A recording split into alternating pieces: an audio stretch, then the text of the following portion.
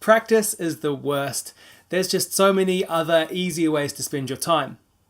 Unfortunately, the only way to progress is to put in the hours and get the work done.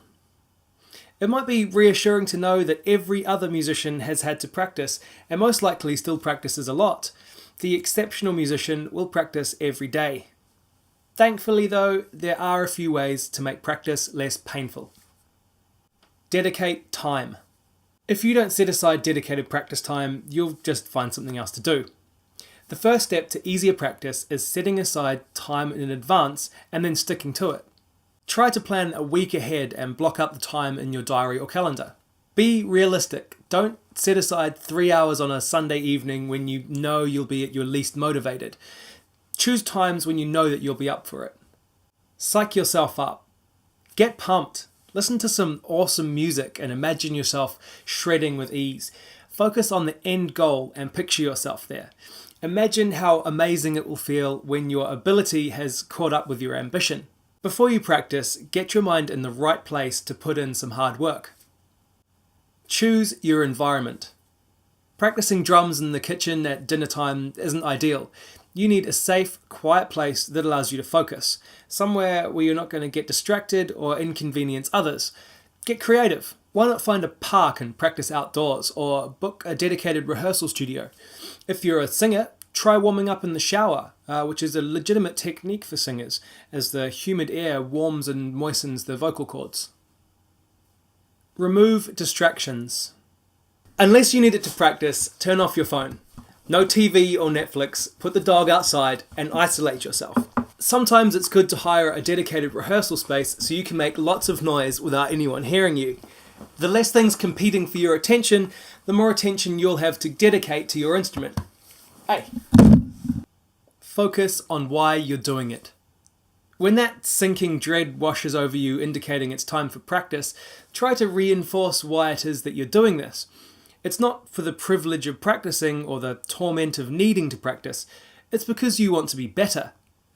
Imagine yourself performing for people or nailing a take in the studio. Try to remember why it is that you're doing this in the first place. Practice what you enjoy. Scales, rudiments and techniques are important to grasp, but stop before you're banging your head against a wall and find something that you enjoy practicing. Find a song that you love and work on it until you can play it perfectly. Even if you're only at the nursery rhyme level, make it cool, keep it fun. Make it a game. How fast can you play all of your scales perfectly? Can you play them with your weaker hand? And how many configurations can you arrange the basic rudiments? How high or low can you sing? Time yourself, test yourself, and push yourself. Once you've achieved a goal, move to the next level. Divide your time. Let's say you've got 30 minutes a day to practice. Great.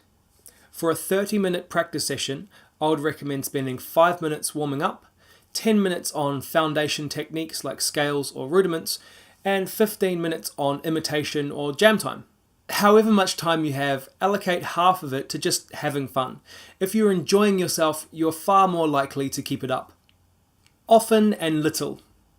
Marathon practice sessions are great if you have the time and the inclination, but it's easy to get burned out, get frustrated, and then not touch your instrument for another week.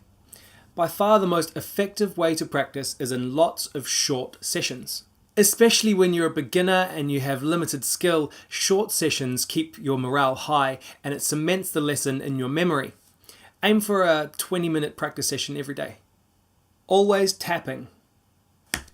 The most important advice my first drum teacher ever gave me was to never stop tapping.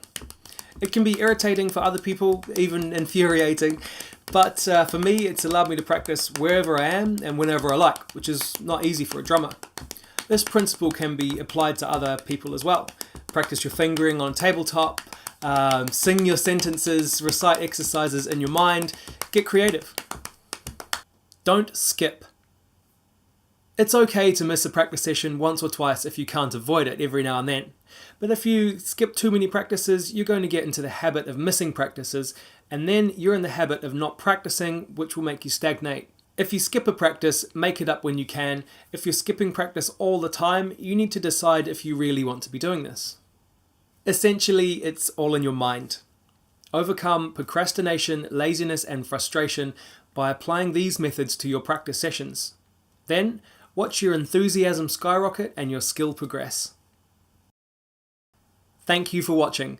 Please let me know what you'd like the next video to be about in the comments. Hit subscribe and head over to the Musicians Map Facebook group to discuss your musical journey.